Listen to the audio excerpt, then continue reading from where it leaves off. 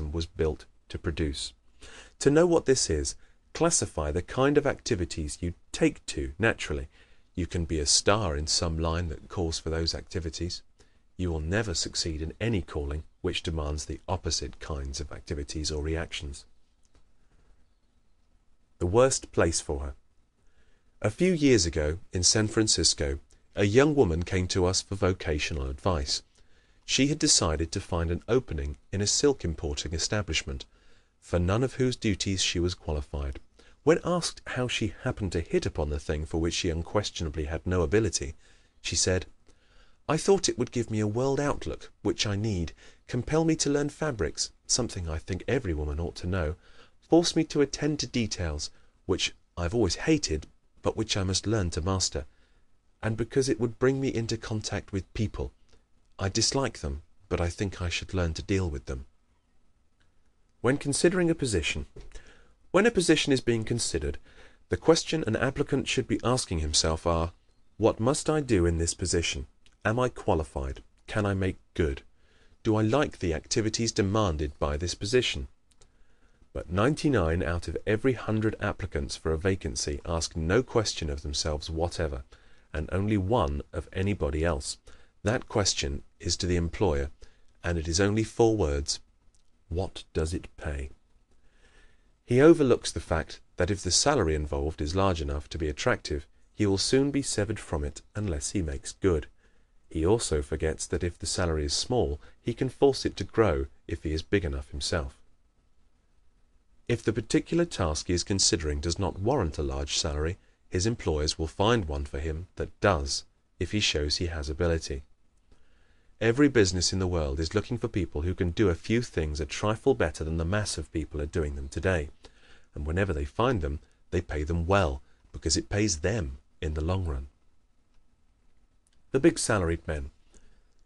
Don't be afraid that you may develop ability and then find no market for it. The only jobs that have to go begging are the big salaried ones, because the combination of intelligence and efficiency is not easy to find. The men who are drawing from $10,000 to $50,000 a year are not supermen. They're not very different from anybody else, but they found a line that fitted their particular talents, and they went ahead cultivating those talents without asking for everything in advance. Looking for chicken feed. While touring through the Rockies last summer, we came one day to a log shack perched on the mountainside near the road. In the backyard was the owner, just ready to feed his chickens. As he flung out the grain, they came from every direction, crowding and jostling each other and frantically pecking for the tiny morsels he threw on the ground. Several dozen flocked around him, but 3 or 4 stayed on the outer edge, ready to scamper for the big grains he threw now and then, amongst the boulders up on the hillside. "I do that just to see them use their heads," he explained. "People are just like that. They rush for the little chances where all the competition is, instead of staying out where they can see a big chance when it comes."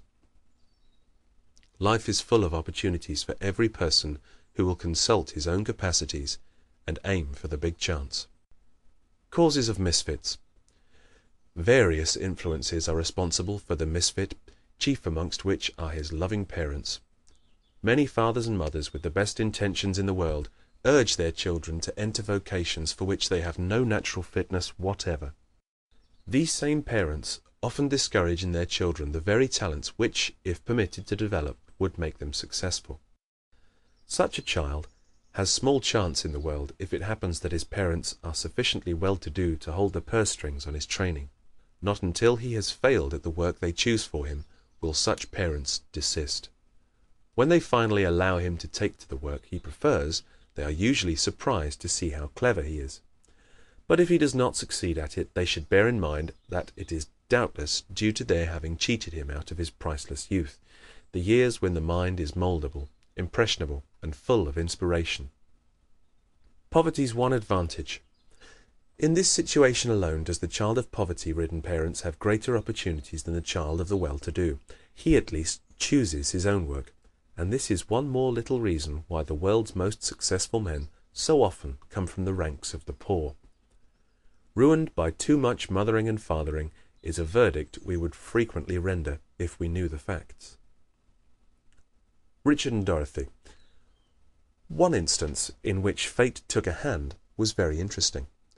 A New York widow, whose husband had left his large fortune entirely to her, nursed definite ambitions for her son and daughter.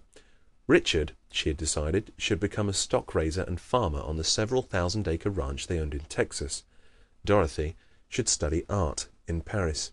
But it so happened that Richard and Dorothy disliked the respective vocations laid out for them, while each wanted to do the very thing the other was being driven to do.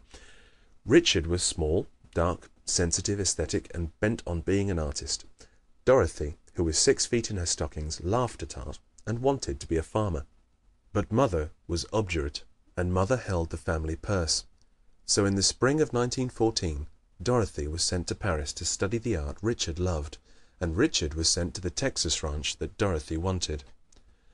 Then the war broke, and Dorothy hurried from Paris to avoid the German shells, while Richard enlisted to escape the Texas ranch. Dorothy, in her element at last, took over the ranch, of which Richard had made a failure, turned it into one vast war garden, became a farmerette, and there is now a shining success. Richard got to Paris during the war, and when it closed, refused to come home. He wrote his mother that the war had taught him that he could earn his own living, an accomplishment he is achieving today with his art. The mother herself is happier than she ever was before, and proud of her children's success. 3 kinds of parents.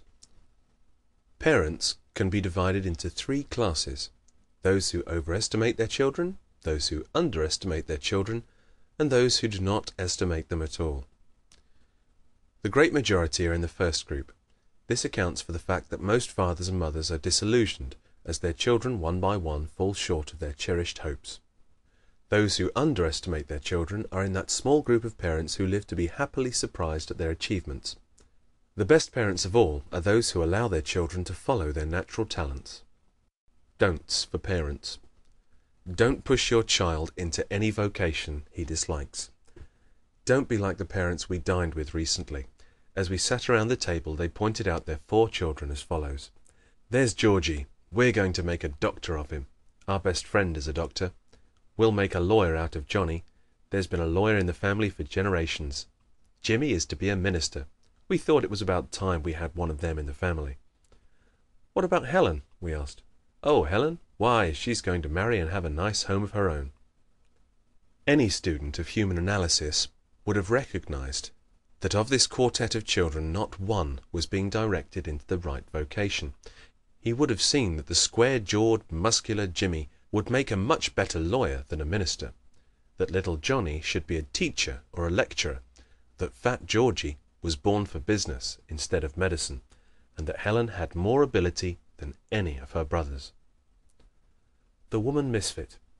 Too many parents have gone on the theory that belonging to the female sex was a sure indication of homemaking, mothering, housekeeping abilities.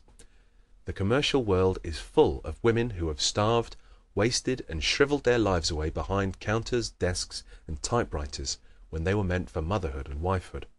The homes of the land are also full of women who, with the brains and effort they have given to scrubbing, washing, and cooking, could have become captains of industry.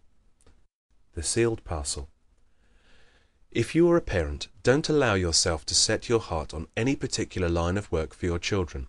Your child is a sealed parcel, and only his own tendencies, as they appear during youth, can tell what that parcel really contains. Allow these traits to unfold naturally, normally, and freely. Don't complicate your own problem by trying to advise him too soon. Don't praise certain professions. Children are intensely suggestible. The knowledge that father and mother consider a certain profession especially desirable oftentimes influences a child to waste time working toward it when he has no real ability for it. Every hour of youth is precious, and this wastage is unspeakably expensive. On the other hand, do not attempt to prejudice your child against any profession. Don't let him think, for instance, that you consider overalls a badge of inferiority, or a white collar the mark of superiority. Many a man in blue denim today could buy and sell the collar and cuff friends of his earlier years. The size of a man's laundry bill is no criterion of his income. Popular misconceptions. Other parents make the equally foolish mistake of showing their dislike of certain professions. Not long ago we heard a father say in the presence of his large